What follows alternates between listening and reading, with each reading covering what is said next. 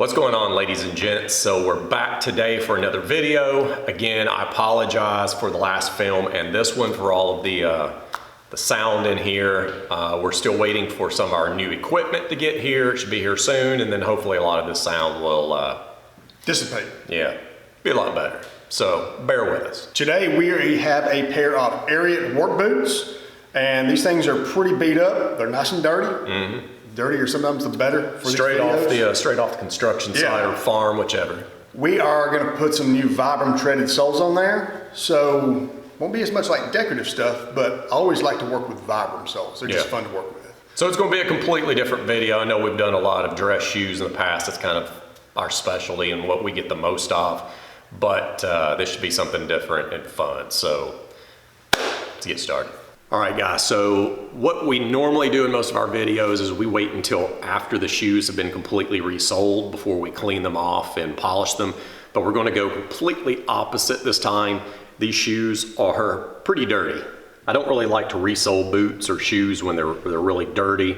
I feel like I can't work as well on it, so we're gonna clean these off, and it will also allow the shoes or the boots to dry out while we're working on them, and then we'll come back after we're done and apply conditioner. So let's go ahead and get these shampooed and go from there. Okay, because these boots are leather and fabric, what we're going to use is a suede textile type of shampoo.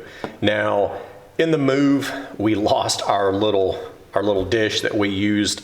When you're using shampoo, you don't have to have something the size of a bathtub here. All right, so we're just gonna add some of the suede shampoo. We're gonna get these suds going a little bit here, and it'll be ready to go.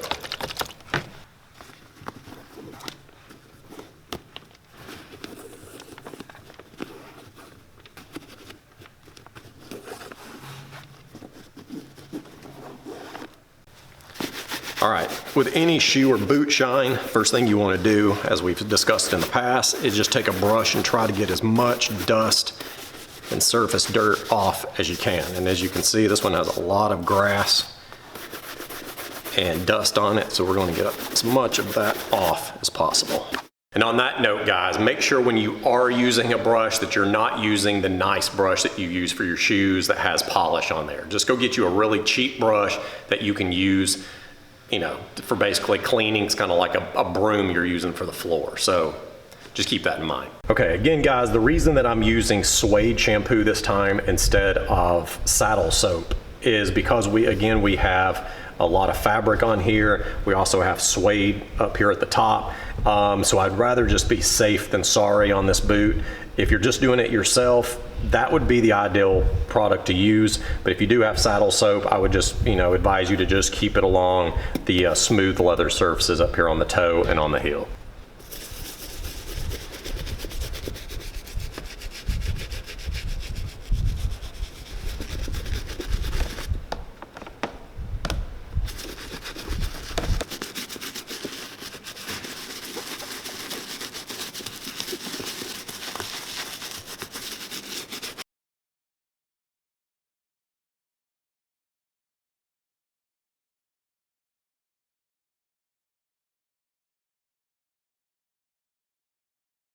All right, back to me.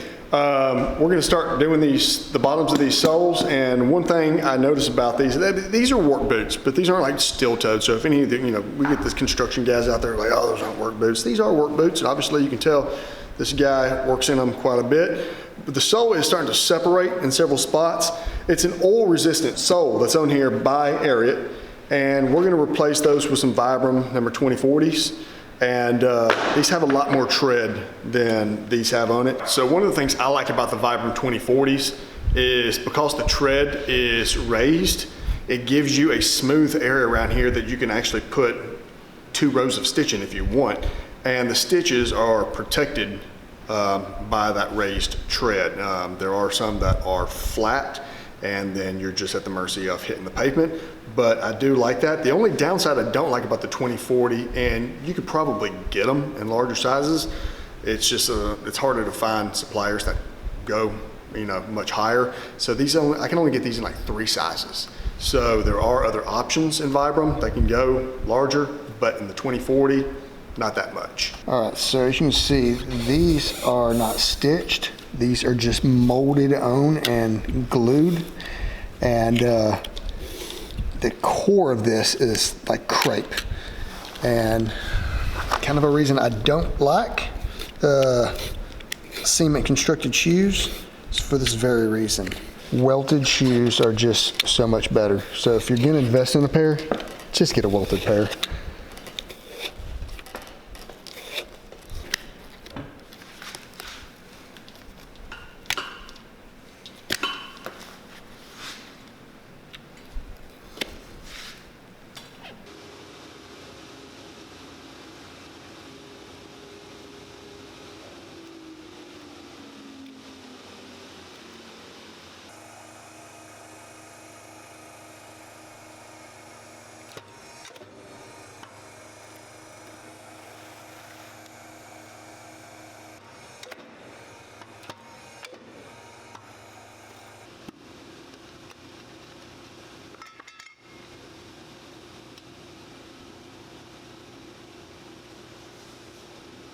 So we have put the acetone and roughed up the soles, cleaned them off, and I like to put my midsole onto the sole first.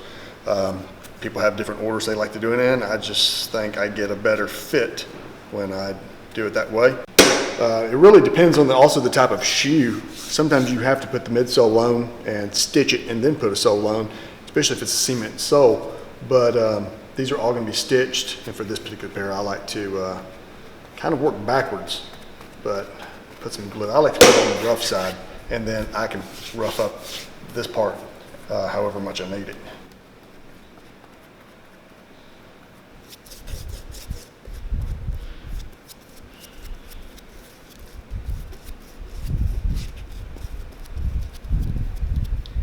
All right, so we have stuck the leather midsoles onto these, but we have to take this layer off because it's too smooth, and there's nothing for the glue to adhere to, and this is what's going to be bonding onto the bottom of the shoe before we stitch it. So we got to make it a little more fibrous. So let's take this over to the sander and we'll rough it up.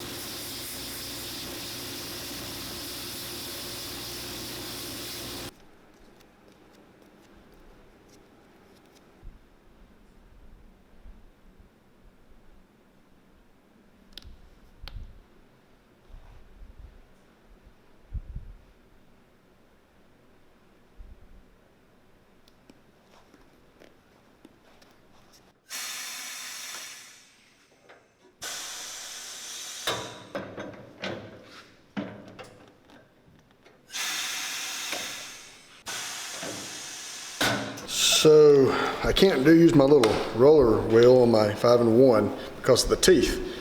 So I have to do it the old-fashioned way.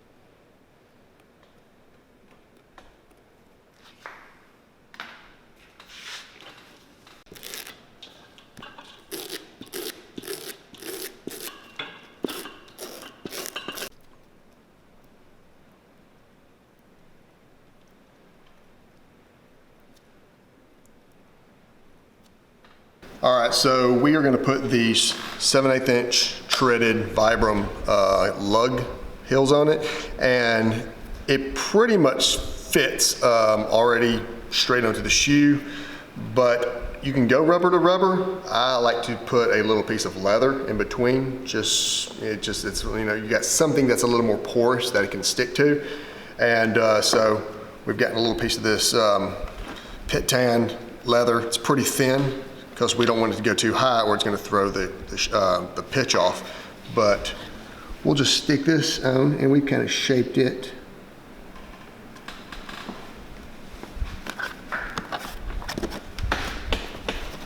And you can see that the heels are already kind of three-dimensional carved out. So we'll just hammer this down to take a mold of the rubber.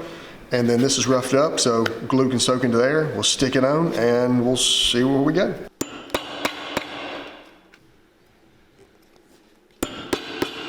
All right, guys, so the boots have been resoled, and as you can see, remember we cleaned these off earlier, but now to finish them up, we want to make sure that we go through and condition this leather. Now, it says on the boot that it is waterproof, but you can see that they have really been through the ringer. So what we're going to do is apply some of this Saphir Everest dubbing, and it's a waterproofer. We're going to do that all over the leather uppers, and then we're going to take the Tarago Nano Spray, and we're going to spray that all over the fabric portion of these boots to really set in there and give those a waterproof effect as well. So let's go.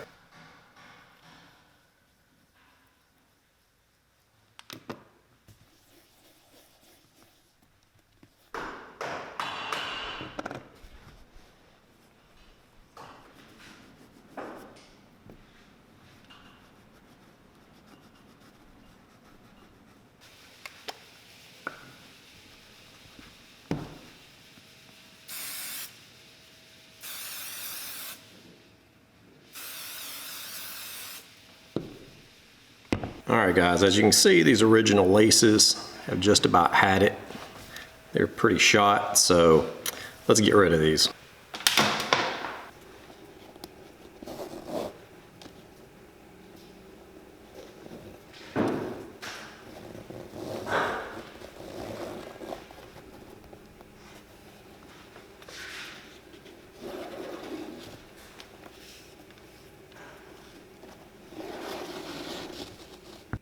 All right, guys, so that just about does it. But before we show you the final product, make sure that you give this video a big thumbs up. Make sure you subscribe to our channel, and definitely check out a lot of the other videos that we have at the end of this video. Binge watch them.